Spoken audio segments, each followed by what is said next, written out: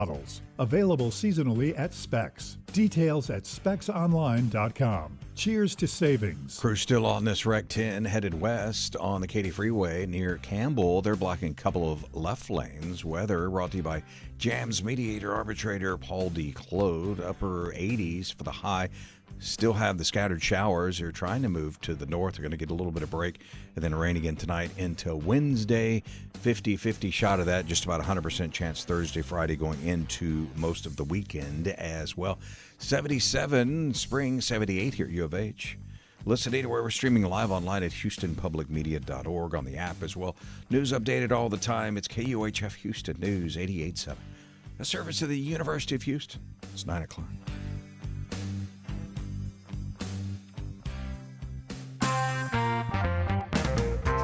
Numbers surrounding an Ebola outbreak in Congo continue to escalate.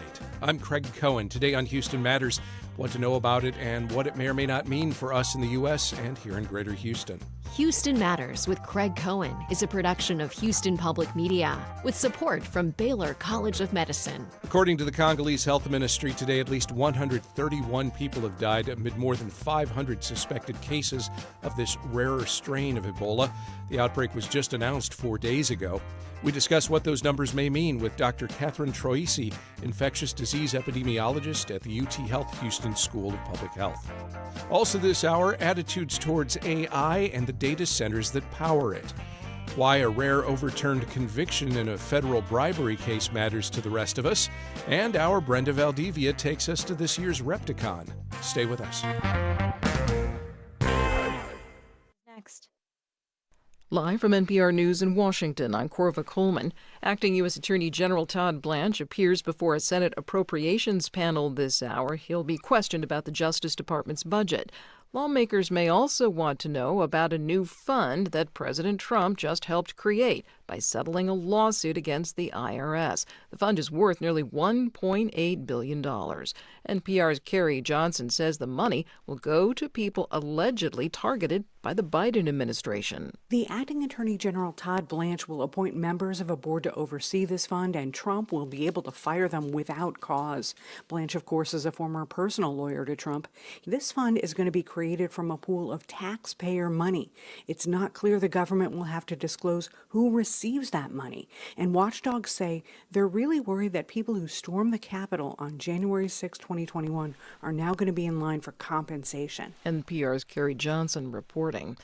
There are primary elections in 6 states today. President Trump is weighing in heavily on some campaigns. That includes the campaign of Kentucky Republican Congressman Thomas Massie, who has sharply disagreed with Trump. The president has repeatedly insulted Massie. Police say 3 people were killed yesterday in a mass shooting attack on the Islamic Center of San Diego. Authorities say they later found the bodies of 2 males in a nearby car who were believed to be the shooters. The 18-year-old and the 17-year-old males had died of self-inflicted gunshot wounds.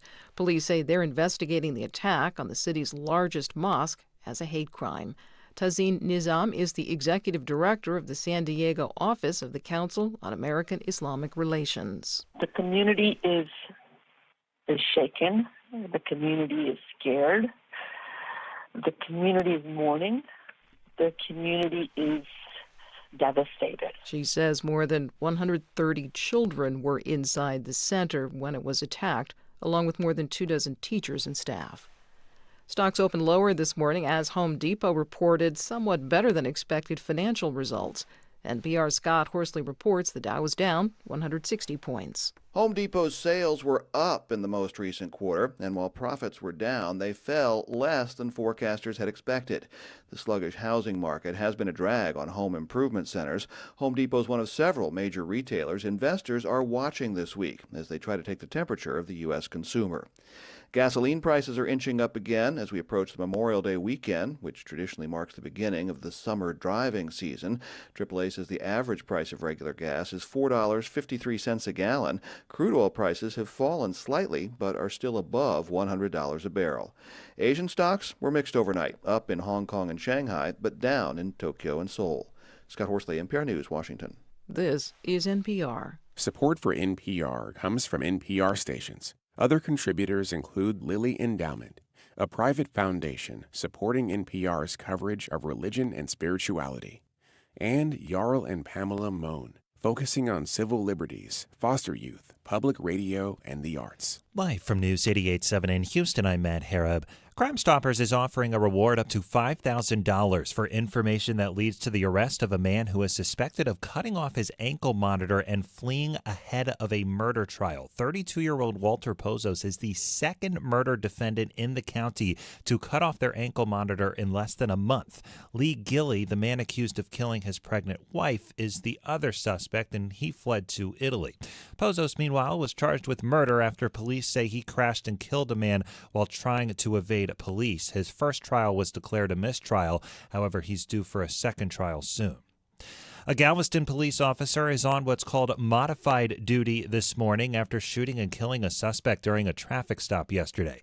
Police say that incident took place just before 4 o'clock in the afternoon on 55th Street. We don't know many details, including the lead up to what happened. However, the Texas Rangers and the Galveston County District Attorney's Office are both leading that investigation. The majority of Houstonians use artificial intelligence tools at least once a month. That is according to a recent survey from the University of Houston's Hobby School of Public Affairs. However, nearly two-thirds of Houstonians also say that they'd oppose a data center within a mile of their homes. Maria Perez is the survey's lead researcher. I interpret this as people just being unclear about what's going to happen, but they know there's going to be an impact in the environment and that somebody should bear the cost. Texas could lead the nation in data centers by 2030. To learn more about that survey, stay here. Our energy reporter Natalie Weber is coming up later this hour right here on Houston Matters. We've got rain in the area right now, and we can expect those cloudy skies above us throughout the day. The National Weather Service says to actually expect heavy precipitation late tonight into tomorrow morning, and there could be some thunderstorms with that as well, which do have the potential to become severe. Damaging winds would be the primary threat there if they do become severe. 1 to 3 inches is expected across the metro area into tomorrow morning. I'm Matt Harab, News 88.7. This is Houston Matters. I'm Craig Cohen. Good morning. Thanks for joining us here on News 88.7 and on Houston Public Media's YouTube channel. Coming up this hour, attitudes towards AI and the data centers that power it, why a rare overturned conviction in a federal bribery case matters to the rest of us, and our Brenda Valdivia takes us to this year's Repticon. First, though, an Ebola outbreak in the Democratic Republic of Congo continues to escalate. According to the Congolese Health Ministry today, at least 131 people have died amid more than 500 suspected cases.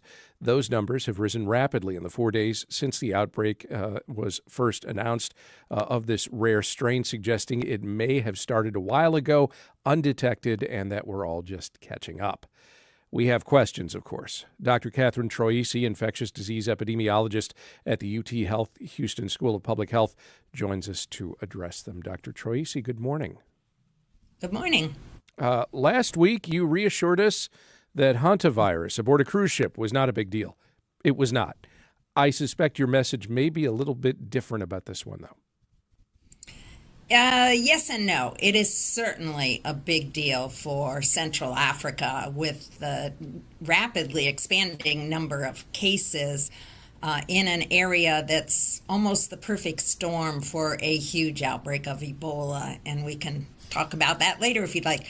But for us in the United States, no, very, very unlikely to be a major issue because of the way Ebola is spread. And if you remember way back to 2014, when we did have 11 cases of Ebola in the United States, most of which were people who got infected in Africa and then came to the United States, we did not see any spread of the disease except for healthcare workers taking care of these patients. And still, there were only 11 cases. As I recall, though, that was also a different strain of the virus, right? It was a different strain, but we don't know a whole lot about this strain that is causing the disease now, the Bundibugyo strain of Ebola virus. This is only the third outbreak that we know of Ebola with this strain, but it doesn't appear that there are differences in terms of transmission, but again, it's early in the process, and we'll see. How does Ebola spread typically? Ebola requires contact with bodily fluids, particularly blood, feces, semen. It can be spread sexually, vomit, and or sharing a needle, for example, with someone who's infected with Ebola. It is not transmitted through the air. Why may it be spreading so quickly in Congo and nearby nations? Yeah, as I said, this is a really good area if you want Ebola to spread, which of course we don't. First of all, this is an isolated area, so it's difficult to get medical care, healthcare workers in there. Also, there are a number of migrants who come to work in the mines and then go back to their home cities or countries, and if they were infected while they were there, would bring it back. We are also conflict in this area is making it difficult to get supplies in. We have seen cases already in some of the bigger cities in Uganda and the Congo, and this is of big concern if we start to see spread in a highly populated area. And then there is the fact that there have been changes in the global health supply, with particularly with the United States withdrawing from WHO and shutting down USAID that would normally be on the ground here looking for cases. So although the first cases appeared to have occurred in late April, it was only about a month later that WHO was notified about it. And that was probably part of the reason why it has spread so quickly. What does such a, I guess I don't know how else to put it, delayed detection or at least reporting of it suggest for how difficult this will be to contain in Congo and nearby countries? Yeah, I think this is going to be difficult for all the reasons I just said, and certainly lack of money to combat it is an issue. It's going to look ugly, I think. And again, I want to emphasize right now, we don't have any reason to think that this is going to be an issue in the United States. However, for Central Africa, it's going to be a humanitarian crisis. While it may not be at the moment something that seems like a threat for the U.S., the CDC has still taken some action in an effort to try and, ensure against that. They've announced travelers arriving from areas affected by Ebola will be screened and monitored. How effective are airport screenings like that? Not real effective. You may remember during COVID or even further back during influenza H1N1 and during SARS, we did temperature screenings at airports, and there have been studies done showing they really didn't detect any cases. The good thing, if there is such a thing about Ebola, is that unlike COVID, where you could spread the virus without having symptoms yourself in that pre-symptomatic stage before you actually got sick, that does not appear to be the case with Ebola. Hopefully somebody who is sick is not traveling. However, the initial symptoms can mimic a lot of other diseases. It's the typical fever, muscle aches, fatigue, that kind of thing. Which could be malaria, it could be flu, it could be COVID, it could be a lot of different diseases. And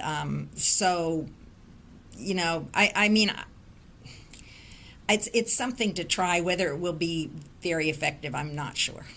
The CDC also announced anyone from Uganda, South Sudan, or, of course, the Democratic Republic of Congo without a U.S. passport will not be allowed into the country for the next 3 weeks.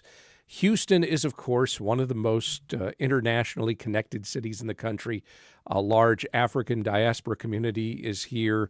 Significant air travel takes place to and from that continent. What should Houstonians with family or with travel plans involving those countries know right now?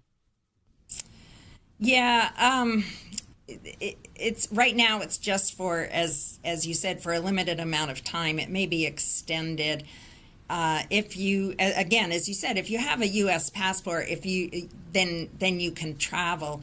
If you have family that was planning to come over that are not U.S. citizens, they just won't be able to. Another issue is the World Cup, and that starts in just a couple of weeks. The Democratic Republic of the Congo, the country where this outbreak initiated and is seeing a number of cases, has plans to make Houston their home base, and we'll see what happens with that because they may not be allowed in the country. Yeah.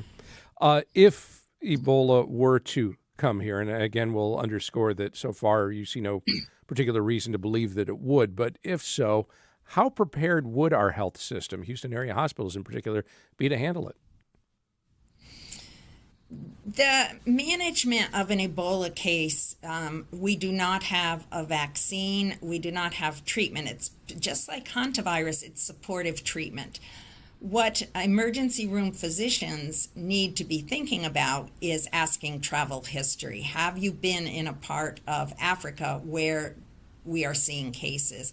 And that's going to be really important. Hospitals can handle the isolation that's required of the patient, the PPE that healthcare providers need to protect themselves. It's really a matter, though, of identifying it early. And so travel history is going to be very important when healthcare providers question the patient.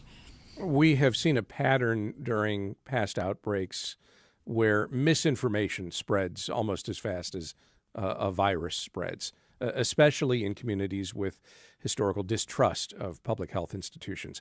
How can we communicate any risk responsibly without causing panic or adding to that mistrust?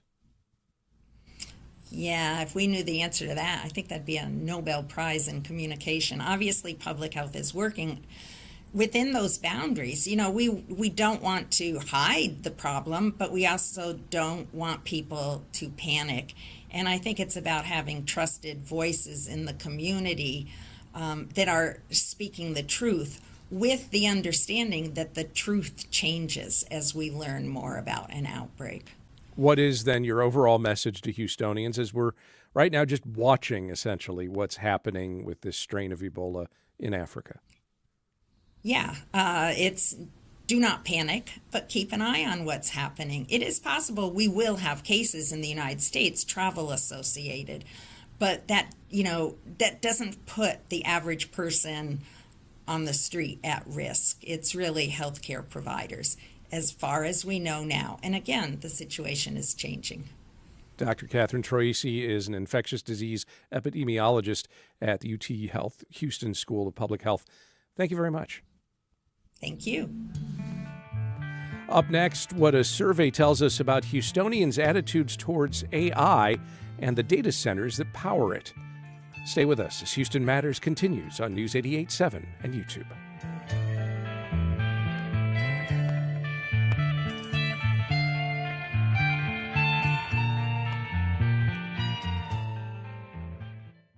Support for Houston Public Media.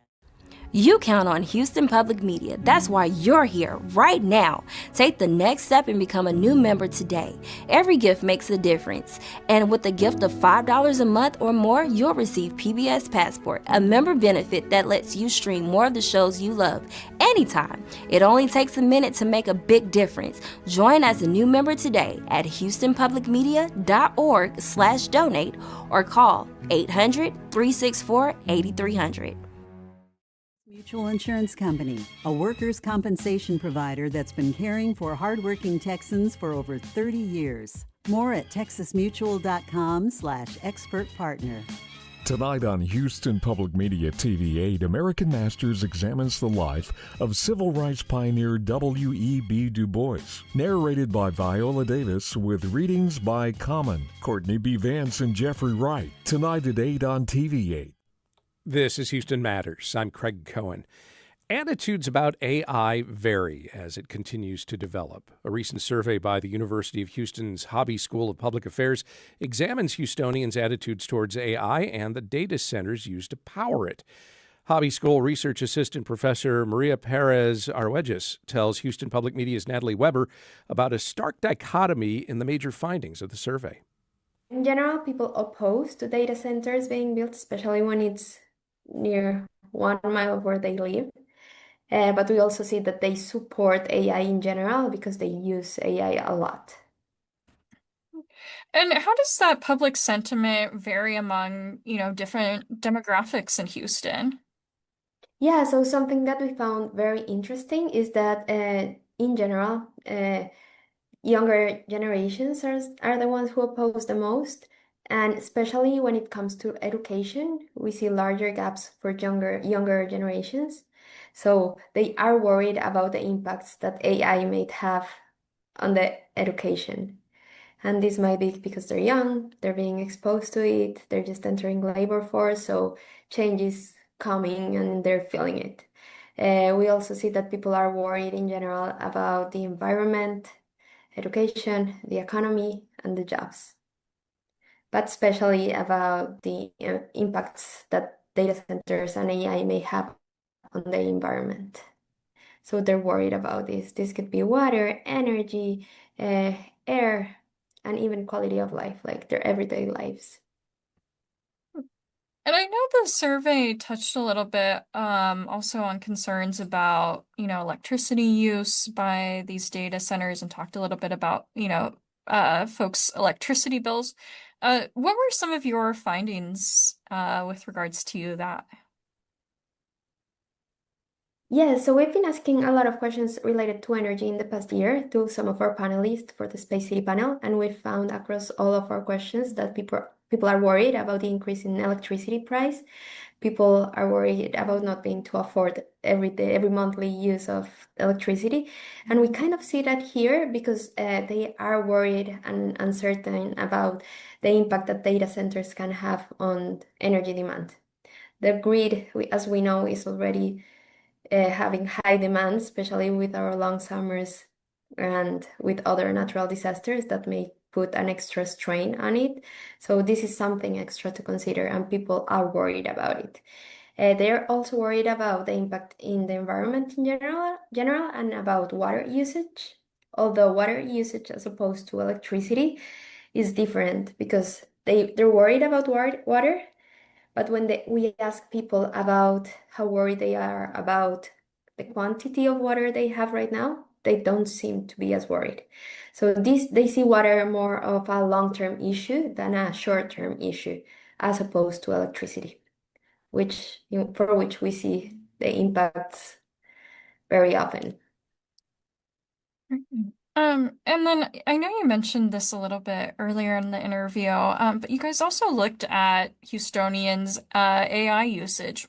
What were some of your findings there? Yes, so we see that in general, Houstonians use AI a lot, and this is true among all demographics groups that we looked at, for example, across gender, age, race, and ethnicity.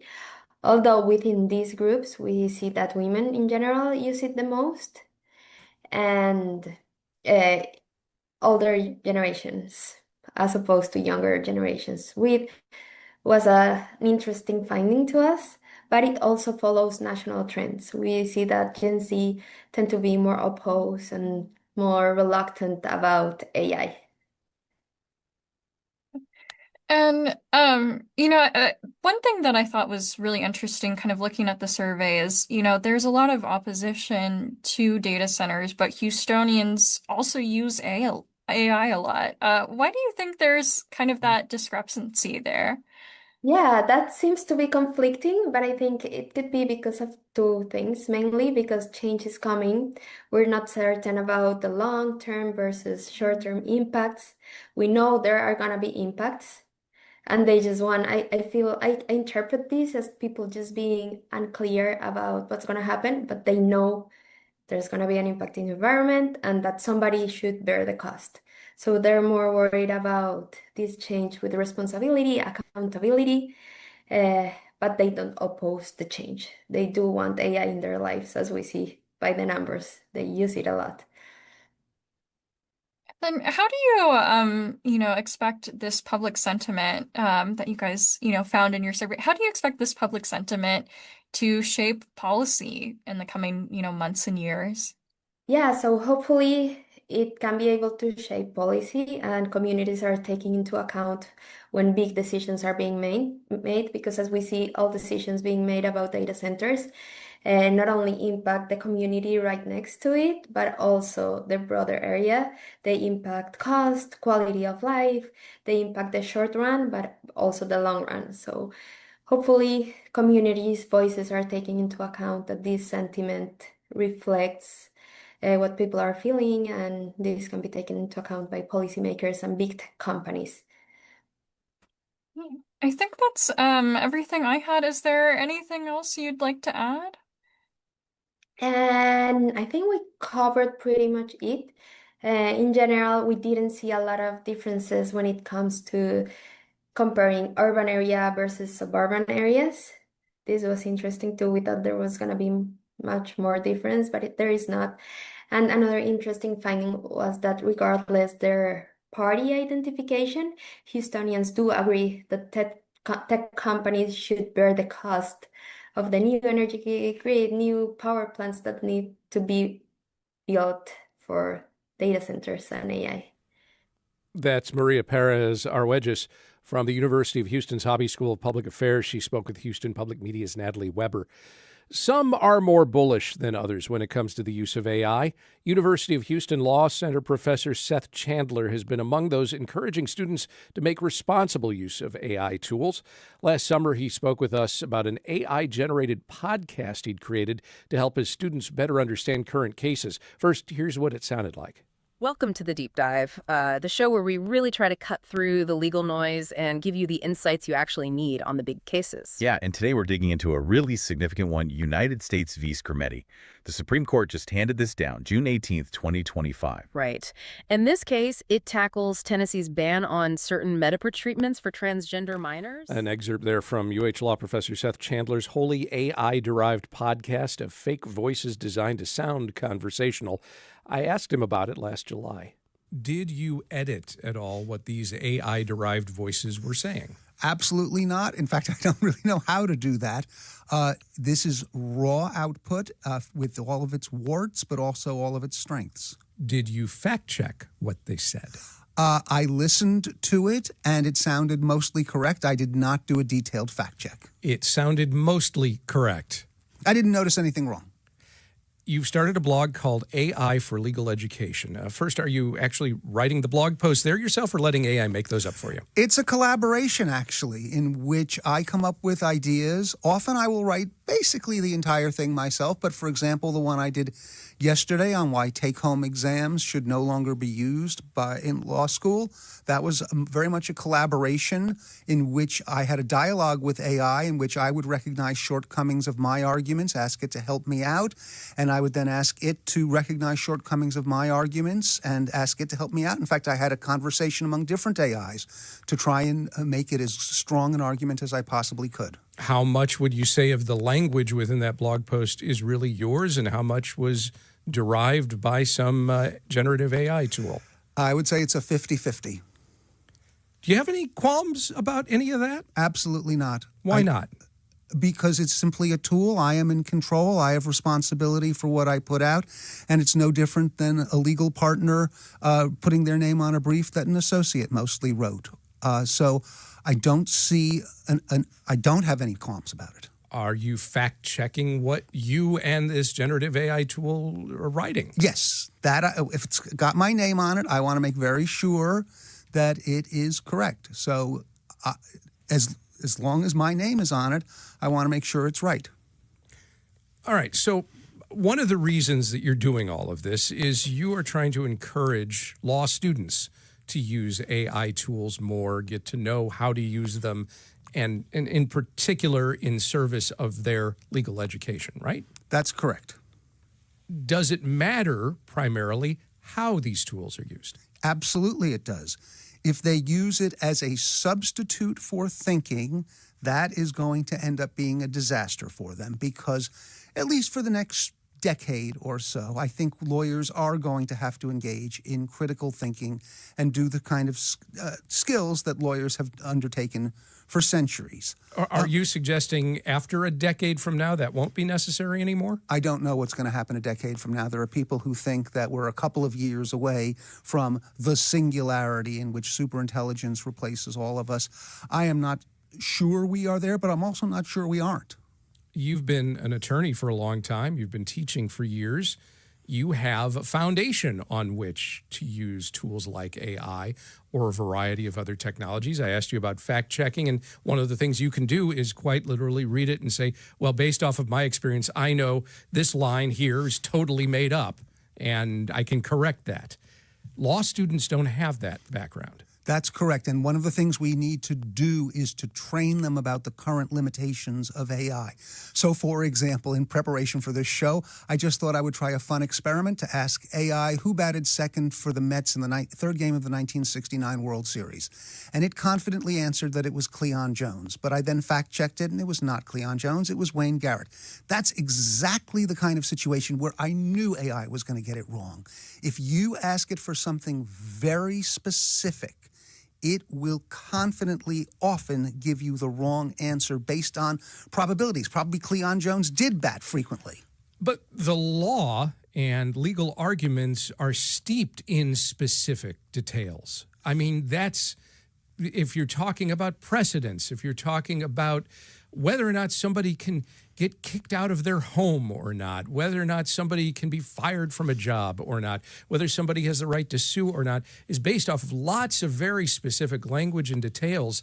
I would think that would suggest using generative AI to help develop your arguments is a bad idea. No, it's actually a very good idea to get the broad strokes and then to use a combination of traditional skills and what's called grounded AI to get the particulars. For the broad strokes, if I asked that AI about how, the strengths of the 1969 Mets lineup, it would do an excellent job on that. And if I asked it for arguments about what the batting order might be, it would do an excellent job on that. What you need then is to supplement that with AIs that have detailed access to information. And there are commercial vendors out there, some of the traditional ones, Lexus, some of the less traditional ones like VLEX, that provide that service.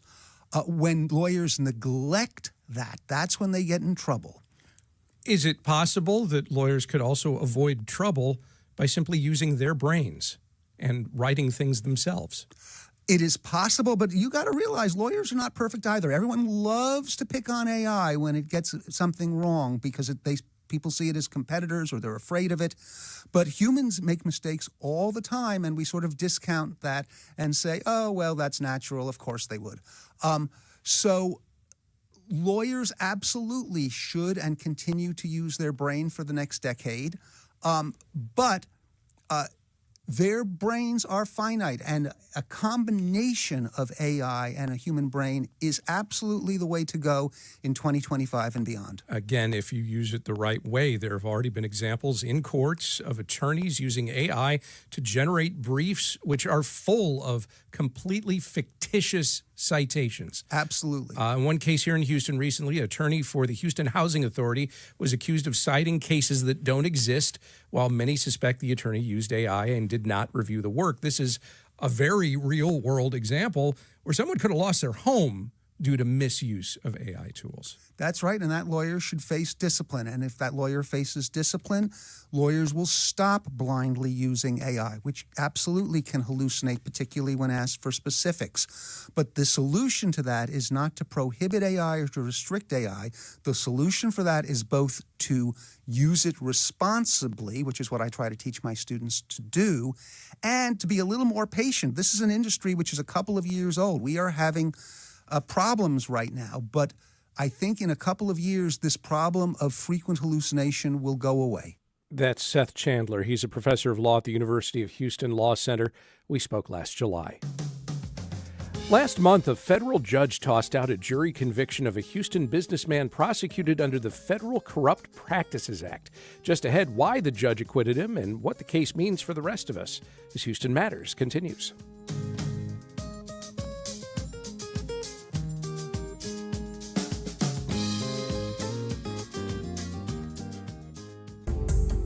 I'm Scott Tong. It's not just your car. It's the one that brought your kids home from school, took you cross-country, held memories, laughter, even a few breakdowns. When it's time to let go, give your car a new purpose. Donate it and turn memories into meaningful support for this station. Plus, you'll enjoy free and easy pickup, potential tax benefits, and a simple donation process. Your gift supports the programs you and your family love. Donate today and help keep public media strong. Call or donate online. Providing in-person and video conference arbitration and mediation services. More information available at smayerlaw.com. And from UTHealth Houston, Houston's Health University, where education, research, patient care come together to help advance health and improve lives in Houston and beyond. More at houstonshealthuniversity.com. Rainy today, 89 for the high, 935.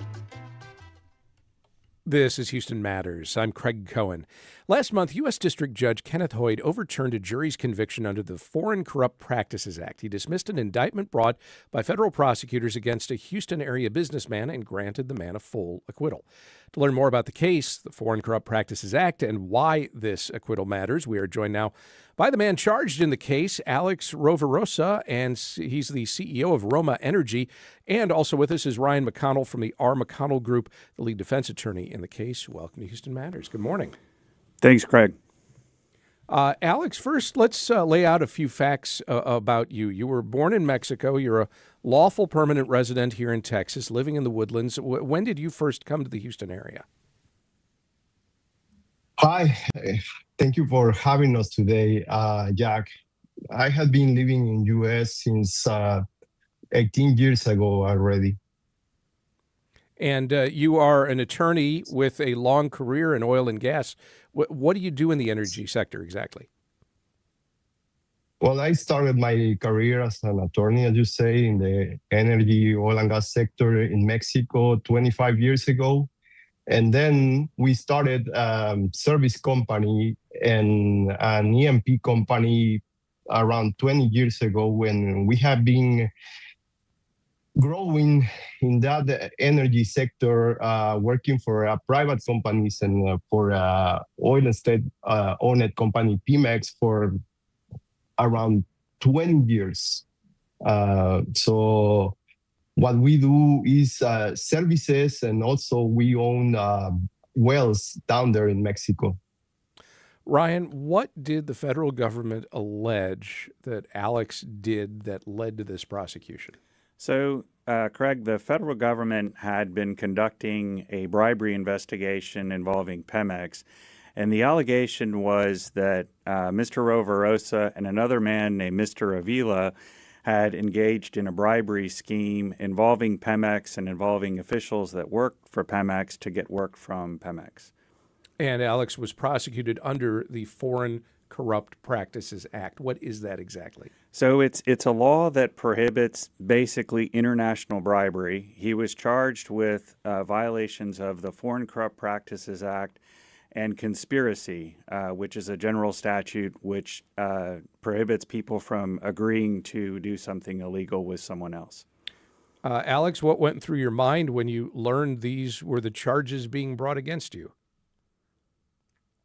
Well, I want to explain that everything, all this business, so they didn't accuse my U.S. company of anything. I have a U.S. company named Roma Energy. They accuse myself, not even my Mexican company. They accuse to do some, so not even me. I never had any direct communication with any Mexican official. They accuse. So we have 750 employees on my company. They accuse one of my 750 employees to allegedly do something wrong. And all that happened in Mexico between Mexican officials allegedly and one of these employees I didn't know nothing about.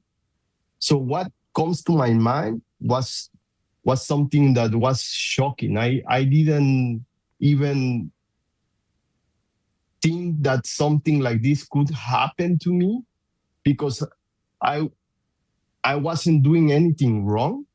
So it was shocking. That's it. Ryan, what did federal prosecutors offer as evidence against Alex? So the case, Craig, was entirely, and you'll appreciate this, text messages.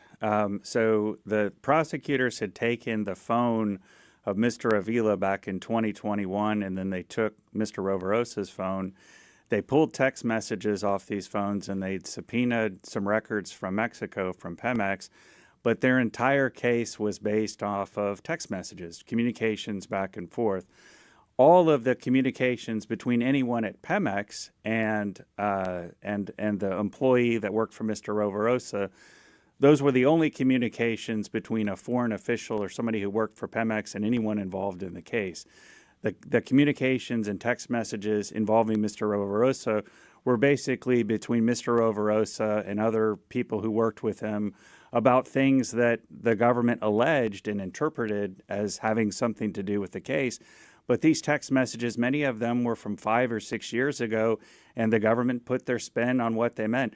They didn't have a single witness who showed up in the trial who actually saw, heard, or did anything related to the case. And that gets into a constitutional question. Correct. Right? The Sixth Amendment. What does the Sixth Amendment say? What do you think was violated there? So the Sixth Amendment says a lot of things, but at a trial, it fundamentally gives us the right to confront witnesses at the trial. And our position as defense lawyers was that the government put on the case in a way which didn't give the defense anything to do. It was more like a TED Talk than a trial.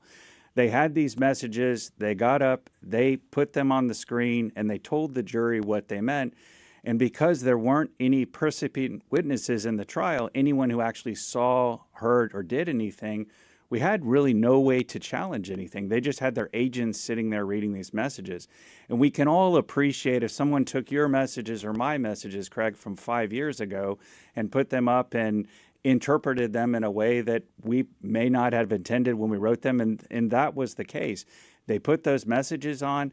They called a witness who had pled guilty in a completely unrelated case in New York, who took the stand and who talked about bribery, who knew nothing about this case, knew nothing about the people. And then they had a lawyer get up and just talked about how Pemex worked. Pemex, the Mexican state-owned oil company, didn't send a single witness to testify in the case. They wanted nothing to do with this case. And so that was a core constitutional issue for us in the case. Number one, the Sixth Amendment. And the Fifth Amendment is they never turned over forensic images and other evidence we needed to properly defend the case. And Judge Hoyt pointed out both of those things in his order. And he said that the evidence was insufficient that was presented in a trial to convict Mr. Rovirosa. Those three things. Why did the judge not just dismiss the charges outright then if there was not, at least in your view, sufficient evidence for there even to be a jury verdict? I think so. We had the case go to trial in 5 months, which is unheard of in a federal criminal case. The case was indicted and charged in August, and we went to trial in December. And that never happens. And we did that because the government had put out some information about Mr. Rovirosa being in a cartel, which absolutely destroyed his reputation. So we went to trial very quickly, and the court pointed out in his order, he said, look, he should have caught it at the time. The case moved very quickly. There were a lot of motions filed. And I think he wasn't able to really appreciate all of the constitutional issues in the case until the jury had some questions with some notes they raised after the trial. You mentioned this thing about the prosecutors referring to your client as having been associated with a Mexican cartel. They put that out in a press release, right? They did. And then was that raised at all at trial in any form? No, so we had tried to address that, and we fought strongly that they should retract that press release. They never did. They changed it. But the judge settled on, that nobody would mention cartel during the trial, but the damage was already done. From our perspective, obviously, if you want to call a witness to talk to talk to you, to testify at the trial. From the defense perspective, we have a constitutional right to call witnesses during the trial. No one wanted to talk to us with our client being in a cartel. You can obviously imagine the damage to Mr. Rovirosa in the community with them saying that he's in a cartel.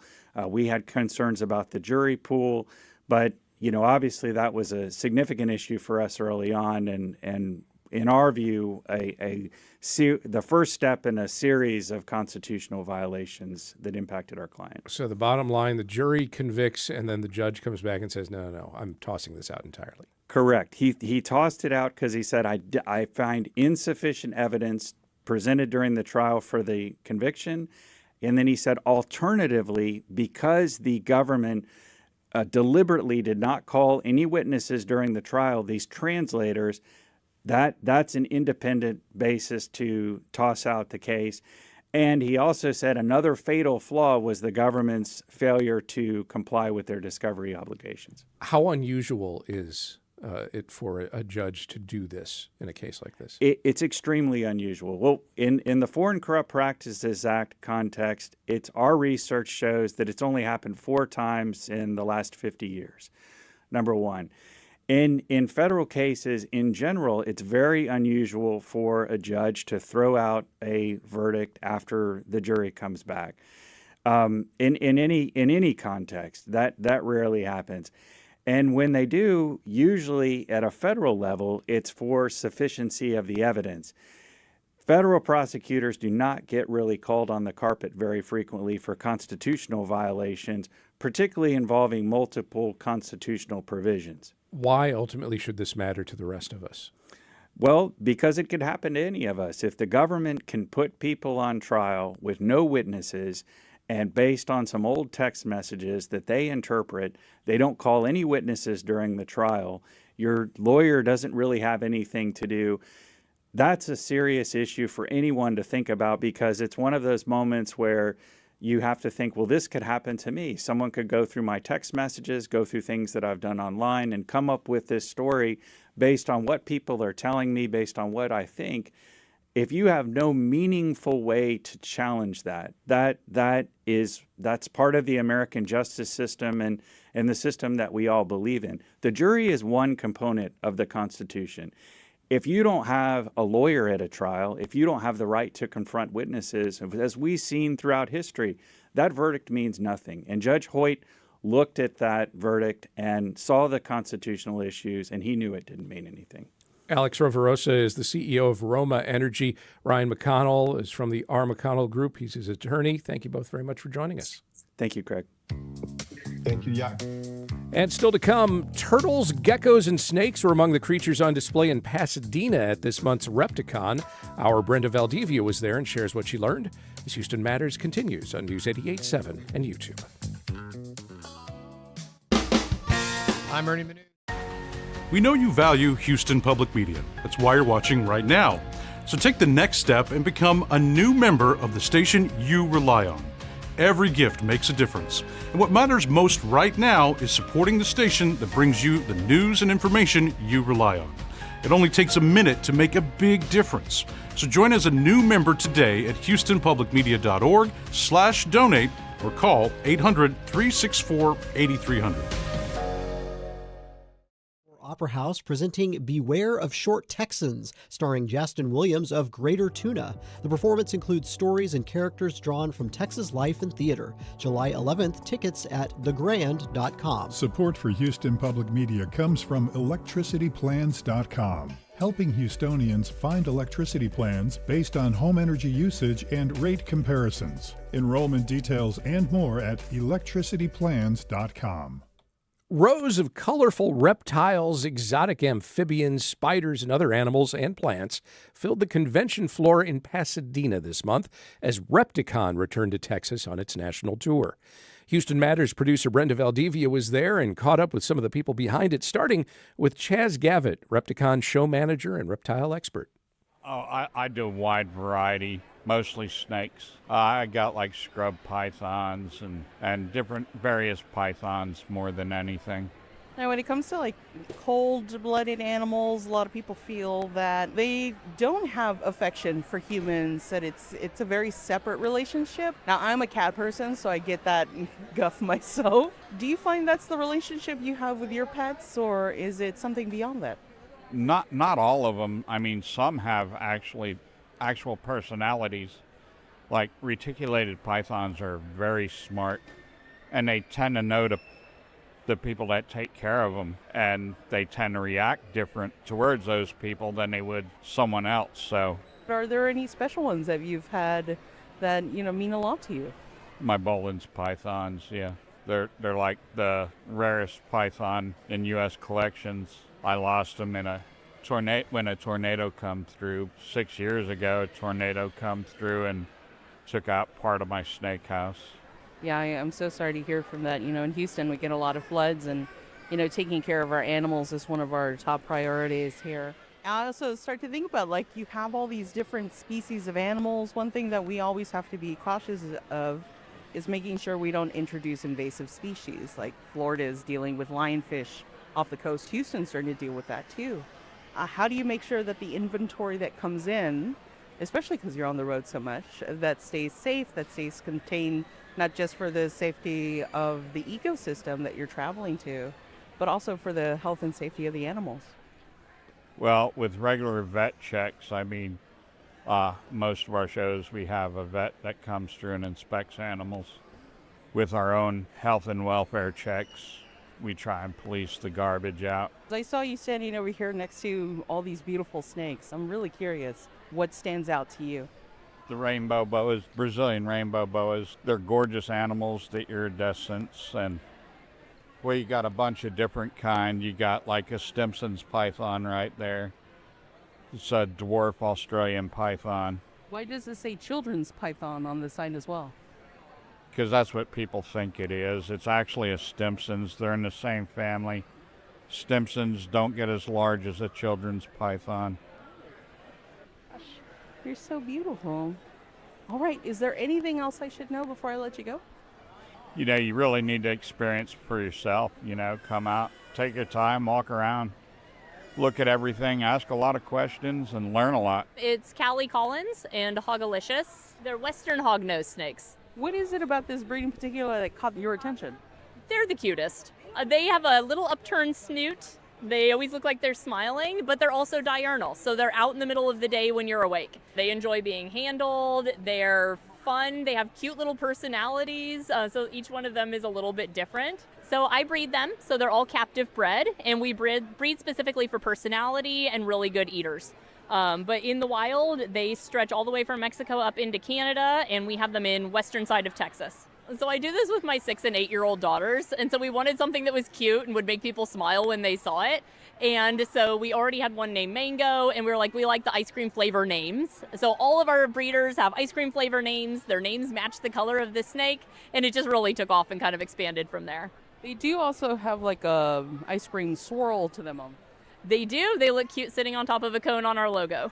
How long on average, are their lifespans, and what are their diets like? So they live for up to 15 to 20 years in captivity. They will never go more than a small mouse, so they are very manageable in size. You're not going to be buying rats. They can go into a 20 up to 40 gallon enclosure, so they don't need a whole lot of space. They do better in secure, smaller enclosures, so they're a real great manageable size.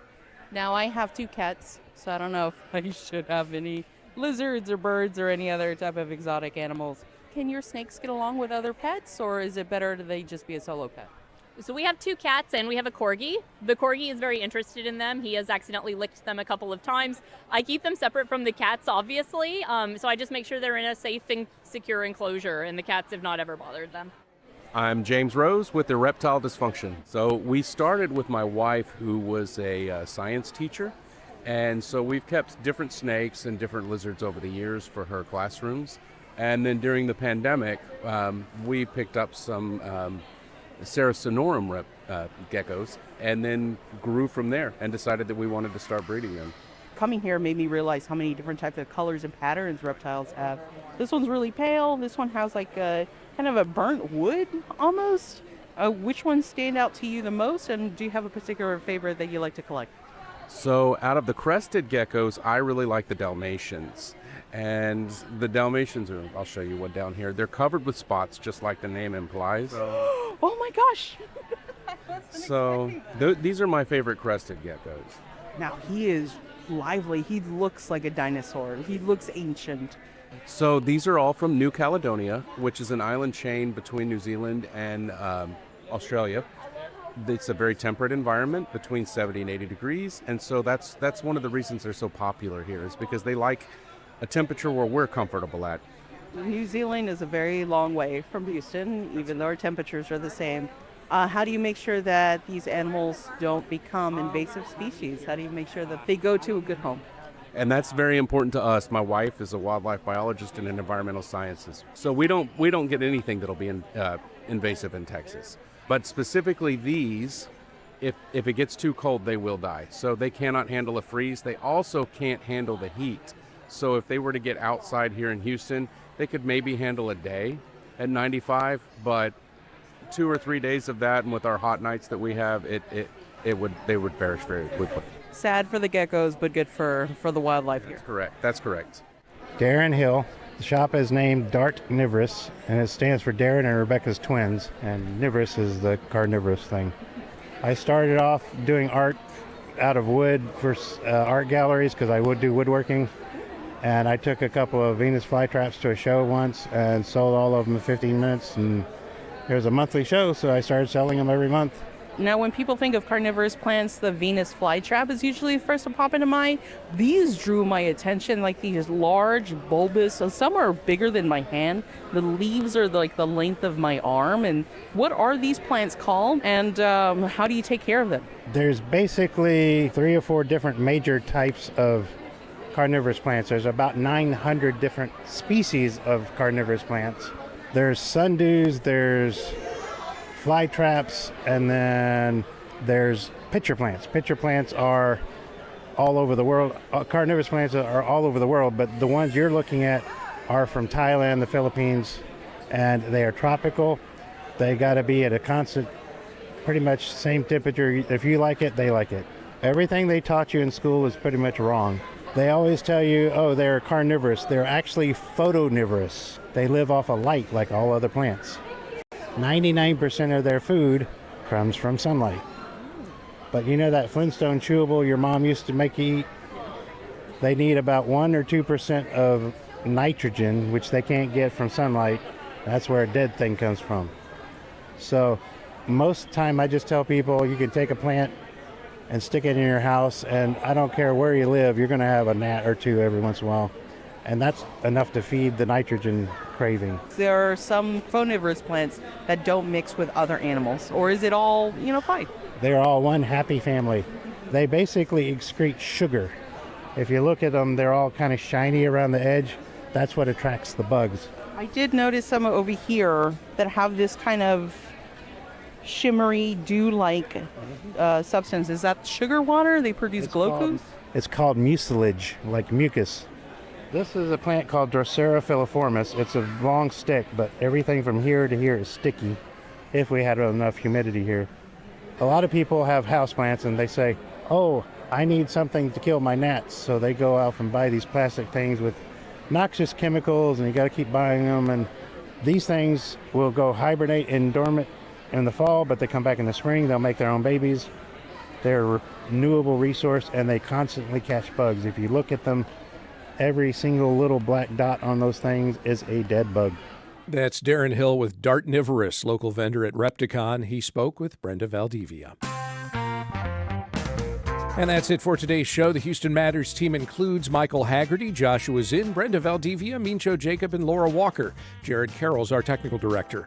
On tomorrow's show, politics and true crime. Those are 2 separate topics, so they do sometimes go together. I'm Craig Cohen. Join us tomorrow for those and other Houston Matters.